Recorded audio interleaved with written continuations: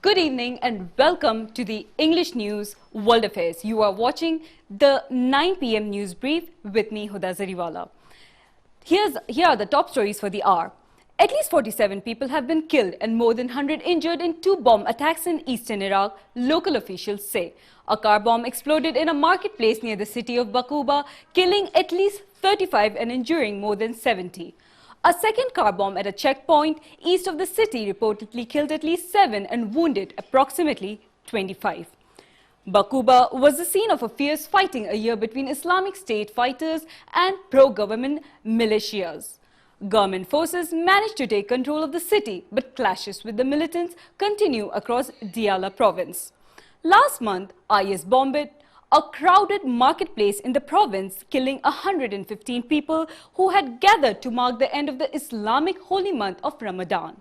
There were no immediate claims of responsibility for Monday's attacks, but they bear the hallmarks of previous IS attacks against civilian groups and military checkpoints. Security in Diyala was stepped up after the July bombing, particularly around Baquba.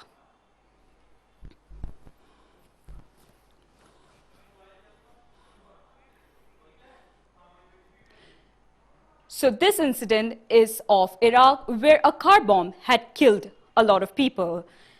Various incidents of car bombings in Iraq have been continuously spoiling the peace situation out there. 100 were injured in 2 bomb attacks at a car explosion at Baquba. The security officials stepped up in the city of Baquba, and Iraq had witnessed this car attack wherein 47 people were killed and hundreds were injured in 2 bomb attacks. This explosion was taken place at Baquba city in Iraq, where the security officials had stepped up. This car bomb had seen 45 people killed and hundreds other injured. The car explosion had taken place in Baquba city of Iraq, wherein 47 people were killed and hundreds of them have been injured.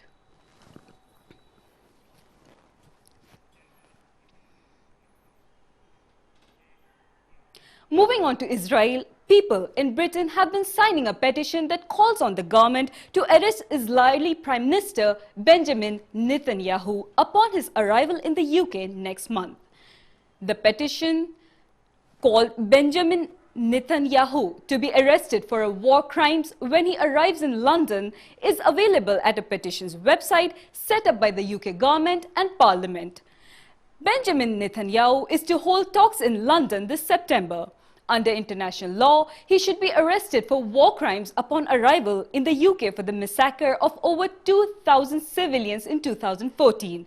The petition reads, more than 26,000 people had signed the petition until GMT 1100 on Monday, with the number of signatures dramatically on the rise. The British government is expected to respond to the demand, as all petitions that get more than 10,000 signatures should be seen into according to the law. Rules governing the petition side also stipulate that any petition that receives in excess of 100,000 signatures must be considered by the UK Parliament for debate. The deadline for signing the petition is on February 7, 2016. Israel launched its latest onslaught against the besieged Gaza Strip in early July 2014. The offensive ended in late August 2014 with a truce that took effect after indirect negotiations between Hamas and Israeli officials in the Egyptian capital city of Cairo. Amnesty International said on November 5, 2014 that the Israelis' military killings of hundreds of Palestinian civilians during its military aggression against the Gaza Strip amounts to war crimes. It appears that the attacks directly and deliberately targeted civilians or civilian objects, which would constitute war crimes. The London-based rights group said in a new report on Wednesday, adding that 8 cases have been examined in which Israeli airstrikes targeted homes in Gaza without warning. Israeli forces have brazenly flouted the laws of war by carrying out a series of attacks on civilian homes, displaying callous indifference to the carnage caused. said Philip Luther, the director of the Middle East and North Africa program at Amnesty International. Over 2,200 Palestinians were killed and some 11,100 others wounded in Israel's 50-day military aggression last summer.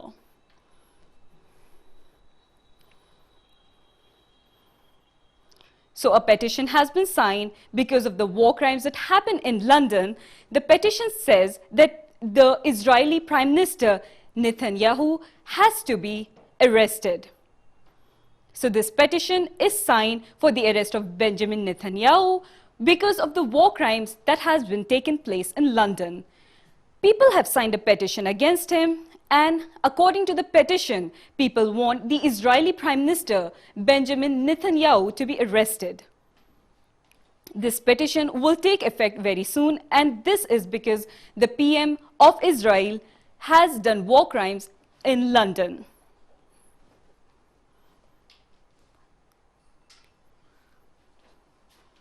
Benjamin Netanyahu, the Prime Minister of Israel, may be arrested in London for the war crimes that he has committed over there.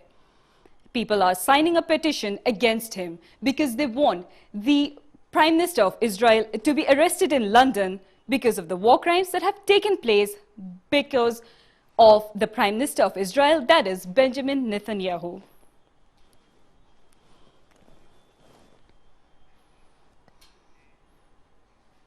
And moving on to our next news, the Yemeni army, backed by popular committees, has seized control of a number of Saudi military bases in the province of Jizan as Riyadh keeps pounding the impoverished Arab nation. According to media outlets on Sunday, Yemeni forces managed to capture 3 Saudi military sites in the area of Al-Jaberi in the southwestern region.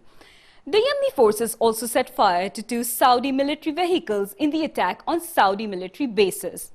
Yemen's Al Masira TV reported that Saudi forces collectively left their positions and fled the area as a result of the Yemeni attack. Reports said earlier the day that at least 1 Saudi soldier has been killed and 5 others wounded in a separate Yemeni retaliatory attack in Jizan. Reports over the past days have shown a surge in border clashes between Saudi ground forces and Yemeni fighters. The advance by Yemeni forces comes as Saudi Arabia continues to target Yemen with deadly attacks. Saudi fighter jets pounded the town of Saqain in the northern Yemeni province of Sada in Riyadh's latest onslaught on the Arab country on Sunday. There was no immediate report of casualties or damage due to the attack. Saudi aircraft also bombarded a mosque in the Yemeni capital Sana'a on Sunday, killing at least 4 people. At least 5 people, including women and children, also lost their lives in a Saudi airstrike on a residential area in Yemen's central province of Ma'rib. Riyadh has been bombarding areas across Yemen since March 26 without the mandate of the United Nations and with the aim of undermining the Houthi Ansarullah movement as well as restoring to power fugitive former President Abd Rabbu Mansour Hadi, who is a staunch ally of the Al Saud regime. Spokesman for UN High Commissioner for Human Rights Rupert Colville said on June 16 that in excess of 1,410 Yemeni civilians, including 210 women, have been killed and a further 3,423 have suffered injuries since Saudi Arabia started its military campaign in Yemen.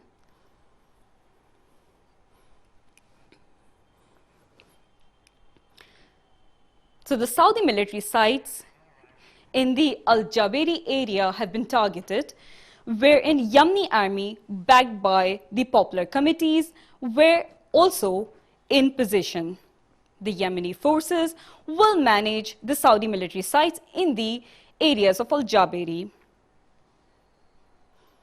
The ongoing disturbance in the province of Yemen has taken place for a very long time now, where the Yemeni forces will manage the Saudi military sites in the area of Al-Jaberi region. The Yemeni army, backed by popular committees, is taken into consideration, and the Yemeni forces will manage the Saudi military sites in the areas of Al-Jabeiri. This has been an ongoing disturbance in the province for quite some time now, and as you can see that the disturbance has been going there for some time, and people are unfortunately not able to heave a sigh of relief because of the ongoing disturbances in the Yemeni province. The Yemeni army, backed by popular committees, will be seen by the Yemeni forces that will manage to see the ongoing peace disturbance in the area.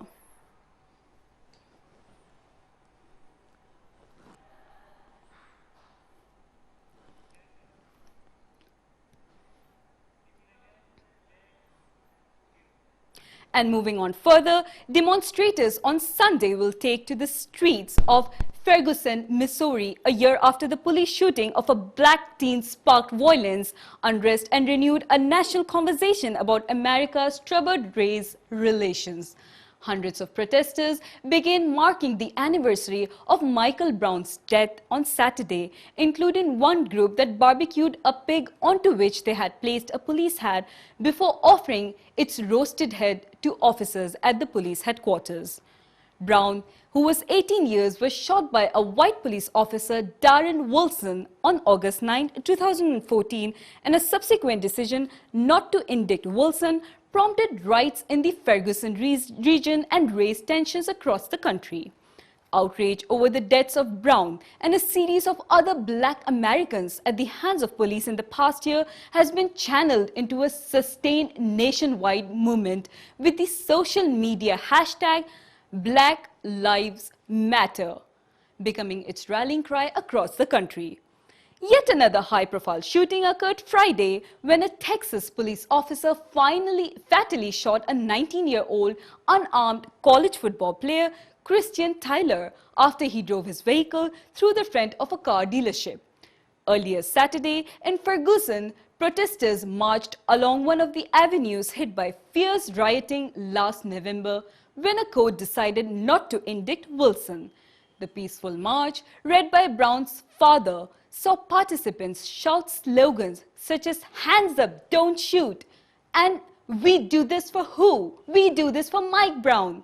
Protesters grew more confrontational later when around 200 people gathered outside the police headquarters chanting, "Hey, hey, these killer cops have got to go." Several protesters jumped over the barricade around the building and faced off with police officers, although the crowd eventually dispersed without violence. At the earlier march, which ended at Brown's Normandy High School, his father, also called Michael, told reporters that he was working hard at keeping my son's life still around and doing whatever I can to empower us as a people. Asked what has changed in America's tortured race relations over the past year, he said, "Nothing for me. Some families got justice through Michael Brown's legacy and that helped them. But I'm still trying to get through." On Sunday, protesters will observe silence for 4.5 minutes, reflecting the 4.5 hours Brown's body lay face down in the street after the shooting before it was taken away. They will also stage a silent march to a church and hold a religious service. The riots that erupted in Ferguson spread to other US cities and energized debate on how white police officers in America treat the blacks, especially young black men, and particularly when it comes to the use of lethal force.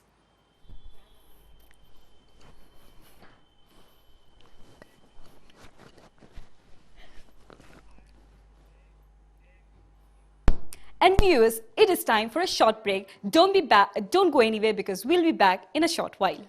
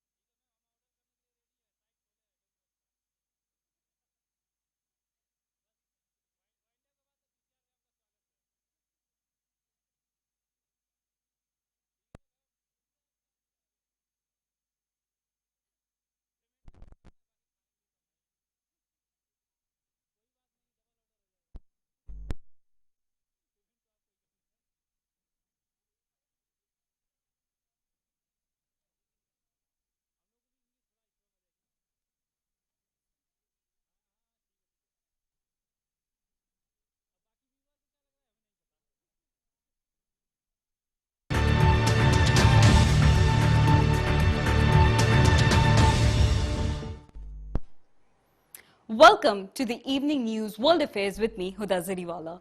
Moving on to Iran's news, where the head of the judiciary has said new wave of Iranophobia has seen embarked on by the US after the nuclear deal.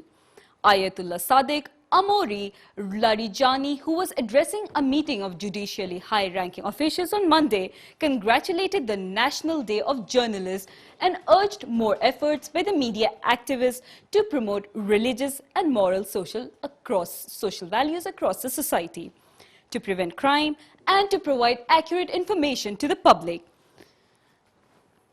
The media should be aware enough not to work as a mouthpiece to spread baseless stories and to acquit before the public convicts of the Islamic Republic of Iran's courts, he said.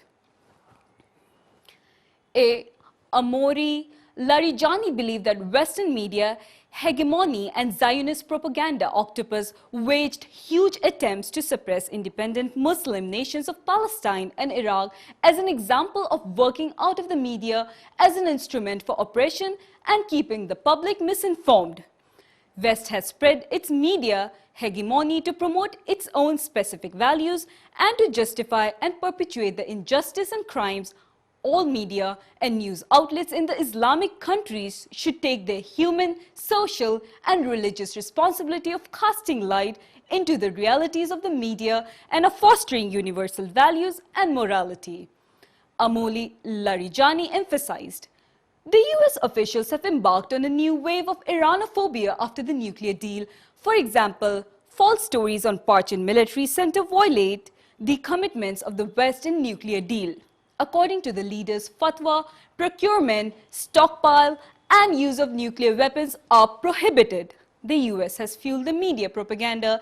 Even after the nuclear deal, they have been making storm in a teapot, claiming that they prevented Iran from making nuclear weapons, who criticized the West. The US officials should expiate their historical mistakes in policy towards Iran and avoid trying to misinterpret Iranians gloriously coming to negotiation table, he expressed hopes.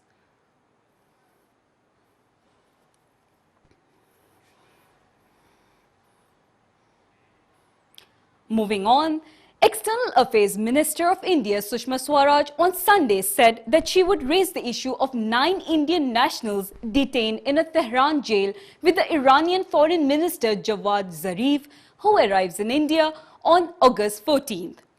Ms. Swaraj had taken cognizance of a report in the publication India Today, which highlighted the plight of 9 Indians, including Delhi resident Sushil Arora, who have been jailed for 2 years on charges of smuggling oil.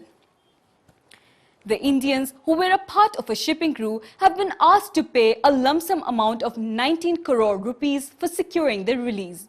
The ship's owner, according to the report, had earlier paid the fine to get his confiscated ship released, but refused to pay the fine for the ship's crew members. Ms. Swaraj, after meeting Sushil's family, said that she would ask the Iranian authorities to release the crew members and also spare them the fines. I will speak to the Iranian foreign minister when I meet him, she told India Today TV on Sunday.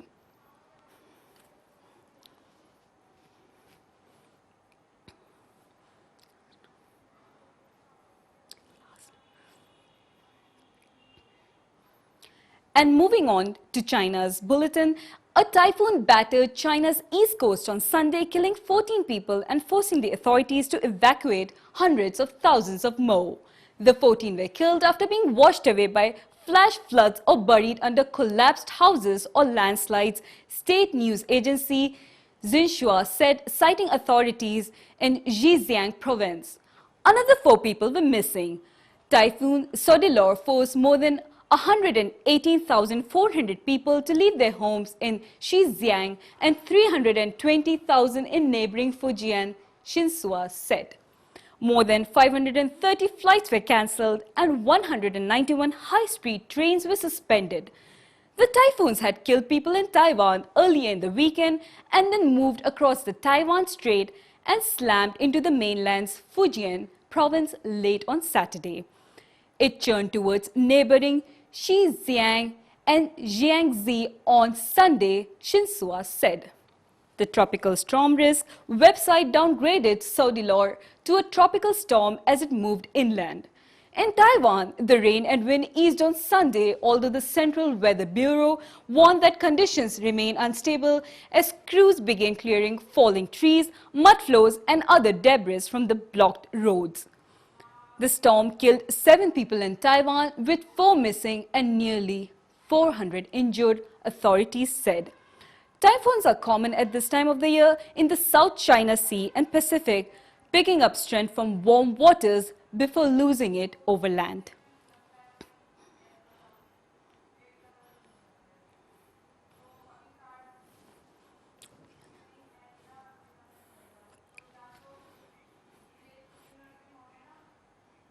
And these were all the top stories for the now.